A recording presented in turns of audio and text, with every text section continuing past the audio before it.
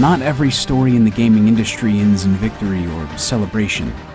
Even the best developers and publishers can occasionally lose their way. Missteps and mistakes are common, and one of the hardest lessons to be learned is that failure is okay. What's more important is what one is taught from these failures, how they grow and continue moving forward. Some of the best games ever given to us were the result of long, tumultuous developments, final products that resembled initial ideas very little.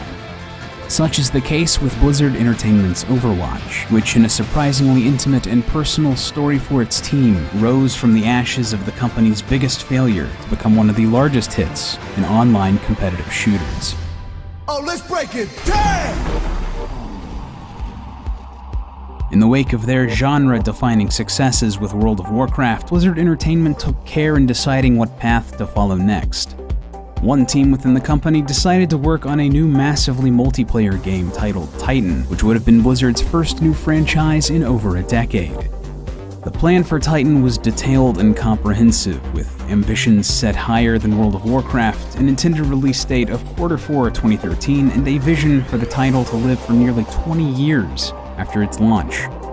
Titan's development team hoped that it would set a new mark in the industry, but many within the company would later describe these aspirations as foolish pridefulness. By 2012, Titan's development team had grown to over 100 individuals, but it was looking increasingly unlikely that the title would hit its intended release date of 2013. Rob Pardo, Blizzard's vice president of game design, explained that it was a very big project that's got a long ways to go. However, by the next year, plans for the project had completely changed. Titan had fallen apart. The company was unhappy with the direction the title was headed and delayed it until 2016 at the earliest, cutting the team down to just 30 people, throwing out almost all of their work, and restarting development from scratch. However, work on this revamped Titan did not progress as Blizzard intended, and something drastic had to be done. In a decision that Chris Metzen, Blizzard's senior vice president of story and franchise development and lore master, described as excruciating, the company completely canceled Titan in September of 2014. Metzen explained, "We got a little squirrely under the weight of this giant idea we were chasing. We, in some ways, lost connectivity with each other. Everyone starts going off to their own camps and building their own part and just trying to protect the part of it that they can be uniquely responsible for. We frayed a little bit. We lost that space where we were so strong." Titan's failure was difficult for its development team.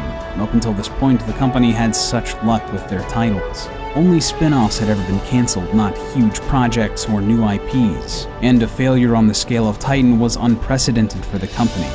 It so affected them that lead designer Jeff Kaplan described it as a kind of crisis of confidence and identity.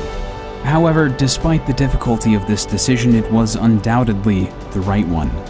Mike Morhaime, co-founder and CEO of Blizzard, stated, "It's always really hard to make those kinds of decisions, but it has always resulted in better quality work." Though the project that was Titan died in Blizzard's offices, the core of its idea would live on in the hearts and minds of their developers, and eventually be reborn into something sleeker and stronger. While talking to Polygon of Titan's cancellation, Metzen and Morhaime pointed out the success of Blizzard's smaller projects like Hearthstone and Heroes of the Storm, games born of experimentation and reuse of assets. Pointing to their accomplishments, Metzen told Polygon, "Maybe we can be what we want to be and inspire groups around the company to experiment, get creative, think outside the box, and take chances on things that just might thrill people. Maybe they don't have to be these colossal, summer blockbuster type projects." This philosophy would run deep in Titan's successor. Led by director Jeff Kaplan, a new game titled Overwatch sprouted and blossomed from Titan's grave. From what we know of Titan, Blizzard had intended to incorporate several elements from first-person shooters into its gameplay, and these pieces were picked up by Overwatch. However, though the genre was full of excellent and groundbreaking titles, Blizzard believed that there was still plenty of room for innovation with the FPS, and the company planned to do so by looking in an unorthodox direction. During the development of Titan, multiplayer online battle arena seemingly conquered the world, and several of Blizzard's developers were intrigued by the intimate, interdependent nature of the genre and its gameplay. They decided to incorporate several elements from MOBAs into Overwatch, creating the premise for their new game, a cooperative, team-driven, hero-based shooter. Simultaneously, Blizzard decided that it was important for Overwatch to be objective-based, deciding to forego team deathmatches and stripping out kill-death ratios because they limited what could be done with the mechanics the team was working with. It was thought that oftentimes such systems did not paint an accurate picture of a player performing well as a support or a tank. Many members of Overwatch's development staff had been hardcore fans of shooters, dating all the way back to games like Doom and mods such as Action Quake. These team members sought to borrow elements from several different titles and integrate them into Overwatch, pulling ideas from several eclectic corners of the genre. These included, but were not limited to, the modern and near-future military shooters like Call of Duty and Battlefield, diverse, class-based games like Team Fortress and Team Fortress 2, arena shooters like Quake, Unreal, and Tribes, sci-fi-driven titles like Halo, Destiny, and Titanfall, and even precision shooters like Counter-Strike. Mobility options like rocket jumping, jetpacks, grappling hooks, wall riding, bunny hopping, and teleporting were implemented in unique ways, with some characters being built solely around those ideas. And sometimes weapons would be the entire basis for heroes. For example, early on, Blizzard decided that they wanted characters with rockets and grenade launchers, molding new heroes around these playstyles. Multiple types of turret building options were also included, and one character was designed around the idea of putting the player into a turret section from a shooter. Even old-school FPS cheats like aimbots and seeing through walls were organically included into the game as ultimate abilities for different champions. Every last facet of Overwatch, from its level design to its game modes to its storyline, was designed around the heroes the players take control of. They are undoubtedly the single most important part of the title. The very first character designed was Tracer, whose moveset and abilities were a holdover from a character concept created for Titan.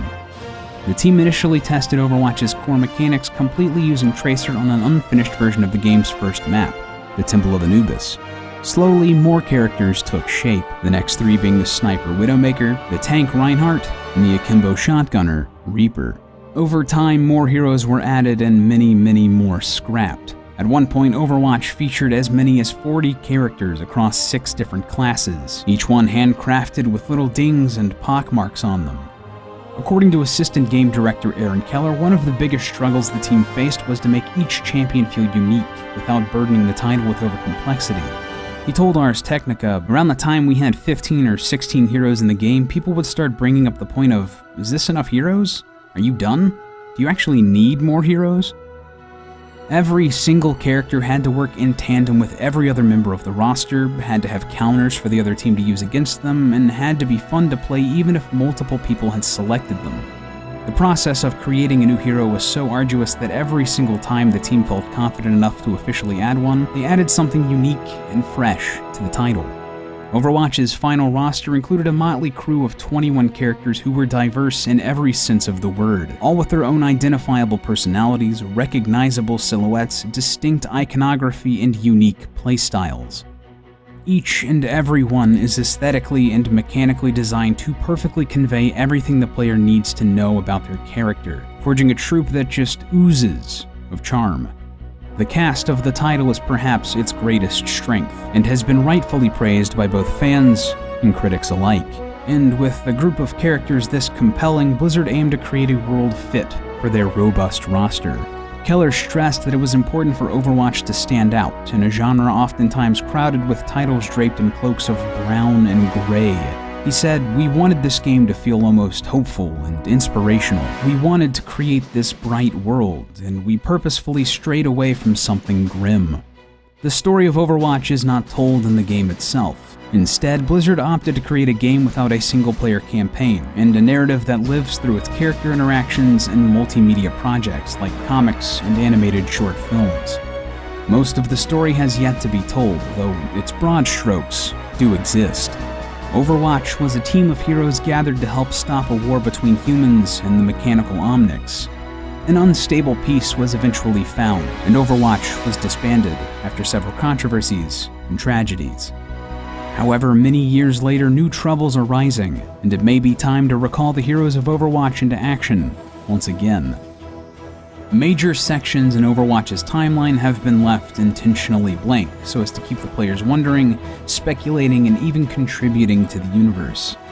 There's much yet to be uncovered here, but the tale that has been told so far has been worthy to stand alongside Blizzard Entertainment's other lore and story-driven universes. Overwatch was officially announced at BlizzCon 2014 in an emotional moment for its development team. Their years of hard work, their failures, and their newfound triumphs had finally been realized and given to the world. A closed beta for the title began in October of 2015, and later an open beta was held in May of 2016. Both were incredible successes, drawing a total of 9.7 million players. The title was formally released in May of 2016 and sold over 7 million copies in just a week. As of mid-June 2016, Overwatch has moved more than 10 million units. Overwatch could have been an excellent game and left it at that, but when you look a little deeper into its story, the path that was traveled to make it so, it becomes something so much more. Chris Metzen summed it up perfectly when he said, "Overwatch is a redemption story. We needed this as people." This was a game made by administrators who knew when to step back from a project and let it go, by developers who knew what pieces to pick up and put back together, by fans who wanted to contribute and pay tribute to a genre that they'd adored for decades, and artists who understood that making something fun was more important than ambition set to the stars. And Overwatch could not be better for it.